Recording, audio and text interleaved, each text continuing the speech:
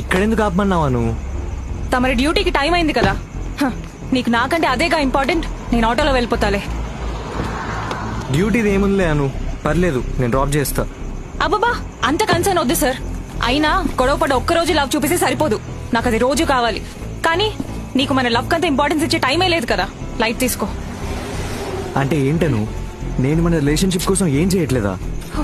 అరే పెళ్లి కాకముందే తన గర్ల్ ఫ్రెండ్ పేరు మీద ఇల్లు ఎవరు కొంటారు? నేను కొన్నాను. మీ పేరెంట్స్ ఒప్పుకోకపోతే 2 years వెయిట్ చేసి మరీ ఒప్పించా. ఎవరి కోసం ఇదంతా? చేసావు, ఇలాంటి పెద్ద పెద్దవి చాలానే చేసావు. కానీ కొన్ని చిన్న చిన్న విషయాలు మాత్రం అస్సలు పట్టించుకో. ఇందాక నా బర్త్డేకి 12 o'clock విష్ చేయలేదంటే సిల్లీ అన్నావు.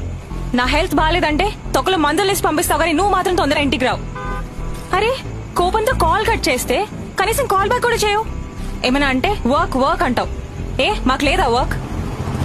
అను, నా నీలాగేమి ఐటీ జాబ్ కాదు 6 అవగానే లాగౌట్ చేయడానికి.